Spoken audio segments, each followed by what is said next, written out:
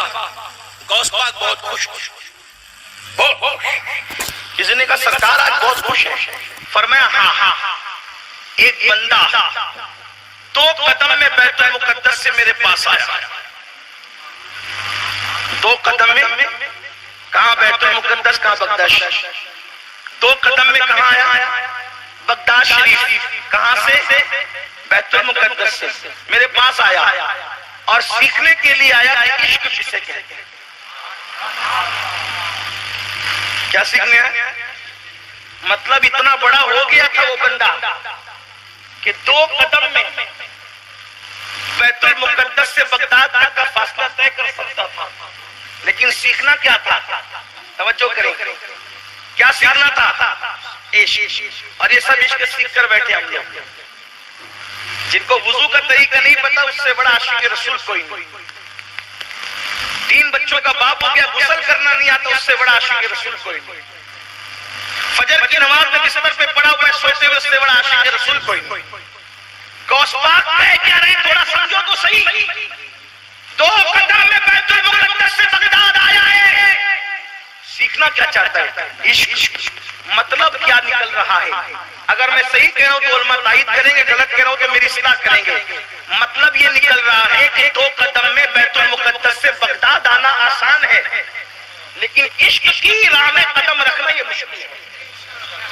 इतना पावरफुल हो गया, इतना पावरफुल हो गया कि 2 कदम में बैतुल मुकद्दस से बगदाद आ सकता है, लेकिन अभी ये सलाहियत पैदा नहीं हुई कि इश्क की मंजिल कैसे तय की जाती है। और यहाँ तो हाल ये कि नमाज नहीं और आशिक रसूल है। नमाज के बगैर कोई आशिक रसूल कैसे हो सकता है?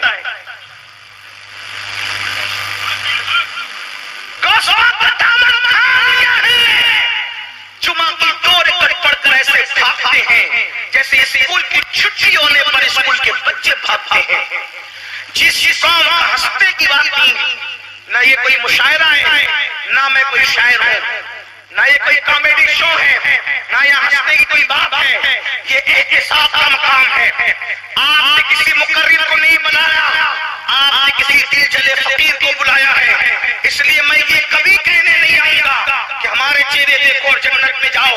ये झूठे तसल्लियां मैं अपनी कौम को कभी देने का आदी नहीं हूँ। जिनके चेहरे दिखाकर झूठे तुम जन्नत के टिकट बांटते हो कौम की खुशी के लिए, क्या उनका जन्नत में जाना भी यकीनी है? किसी को पता है कि वो जन्नत में जाएगा जिसका चेहरा तुम दिखा रहे हो? क्या नूह अलैहिस्सलाम का बेटा जहन्नम में नहीं जाएगा? क्या इब्राहिम अलैहिस्सलाम का सगा चचा आज़र जहन्नम में नहीं जाएगा? क्या लूत अलैहिस्सलाम की बीवी जहन्नम में नहीं जाएगी? इतने बड़े बड़े घराने के लोग जहन्नम में जाएंगे, तो क्या हमारे अंदर सुरखात के पर लगे? पूरा हफ्ता मस्जिद नहीं जाते और हाथ से जन्नत नहीं जाती, हाथ से जन्नत नहीं जाती। इतनी जन्नत हम करा कर लाए। रसूलुल्लाह के दौर के बंदे जवान कहा लगा के हंस रहे। हुजूर सवारी से उतर पड़े, पूछते हैं क्या जन्नत की टिकट मिल गई? जन्नत में जाने की बशारत मिल गई? उन्होंने कहा नहीं या रसूलल्लाह। आका ने फरमाया जो जन्नत में जाने की जिसको बशारत न मिली और वो कहा लगा के हंस रहा है, मुझे हैरत है। जिसको जन्नत में जाने का इज्जत नहीं मिला वो कहा लगा के हंसे, हुजूर उससे ताज्जुब करते हैं। और जो पूरी रात की पिक्चर देखकर भी जिसके हाथ से जन्नत न जाए वो अपने आप को धोखा नहीं दे रहा है? जो अपनी बेटी को बाजू में बिठा करके सीरियल देख रहा है, क्या वो अपने आप को धोखा नहीं दे रहा है? कादरियत इतनी सस्ती नहीं है कि मेरा कपड़ा पकड़ कर तुम्हें कादरियत मिल जाएगा। कादरियत और चिश्तियत इतनी सस्ती नहीं है कि किसी का चेहरा देखकर मिल जाए। ये दिल जले के जुमले अगर खराब लगे तो माफ कर देना उड़ीसा वालों, लेकिन याद रखना, अच्छी तरह से याद रखना, हमने मजहब को जितना हल्का समझा उतना मजहब हल्का नहीं है। जिसके बिस्तर पे कुरान नाज़िल होता है वो उम्मुल मोमिनीन सैयदा आयशा सिद्दीका, जिसको महबूबे रब्बुल आलमीन होने का शरफ हासिल है, वो आयशा सिद्दीका जो रूठ के बैठ जाए तो अल्लाह के रसूल बेचैन हो जाते थे। वो आयशा सिद्दीका जो चुप हो जाए तो जिसको बुलवाने के लिए हुजूर चक्कर करते थे वो आयशा सिद्दीका। अल्लाहू अकबर, जिसकी आंख में आंसू आ जाए तो अपने हाथ से रसूलुल्लाह आंसू पोंछते थे वो आयशा सिद्दीका। उनके बारे में उनके भाई अब्दुर्रहमान इब्न अबू बकर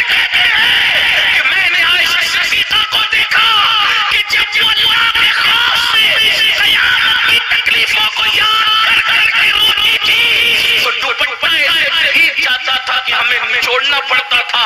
दुपट्टा धोने के बाद भी छोड़ते तो पानी टपकता है, लेकिन आयशा का दुपट्टा धोया नहीं जाता था, बल्कि उनकी आंखों से निचोड़ा जाता था तो ऐसा लगता था पानी है। अल्लाह अकबर, लेकिन वो अल्लाह के खौफ से रो रही होती थी। मुझे बताओ तो सही, आखिर हमने दीन किसको समझा, दीन को क्या समझा? खड़े होकर पेशाब करते रहे, फिर भी हम गौसवाज़ों के गुलाम, हम रसूलुल्लाह के गुलाम, औरतों को तलाक की धमकियां देते रहे, फिर भी रसूलुल्लाह के गुलाम, नंगी पिक्चरें फेसबुक यूट्यूब का मिसयूज करते रहे।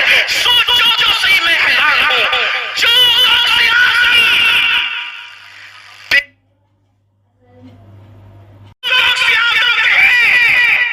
बेनमाजी मर जाए तो उसको मुसलमान के कब्रिस्तान में दफन मत करना।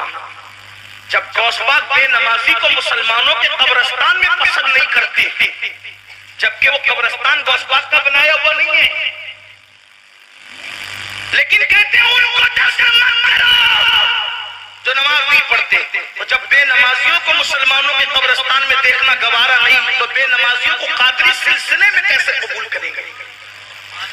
आप जो चाहे अपने लिए डिग्रियां तलाश लें, ऐसे नहीं होगा क़यामत के दिन। बेनमाजी होकर आप अपनी कादरियत गौसबाग के सामने साबित नहीं कर सकते। आप जलसे के नाज़िम के सामने कुछ भी साबित कर लें, आप अपने दौर के खतीब और अदीब के दरमियान कुछ भी साबित कर लें, वहां तो बहुत बड़ी बारगाह है। गौसबाग कहते हैं मुझसे इश्क सीखने आया, इश्क बैतुल मुक़द्दस से 2 कदम में इश्क सीखने आया। पता चला ये इश्क क्या है। कुछ बात करो इश्क पर, इसलिए कि हमसे बड़ा तो कोई आशिक़ रसूल ही नहीं, चेहरे पे दाढ़ी नहीं, हमसे बड़ा कोई आशिक़ रसूल। मेरे जुमले कोई तंज नहीं है आप पर मेरे भाई, मैं तो इतना कहता हूँ, मेरा रब जानता है कि इस मजमे में मुझसे बड़े आशिक़ रसूल आप हैं। मैं आपकी जूतियों के गुबार की भी हैसियत नहीं रखता।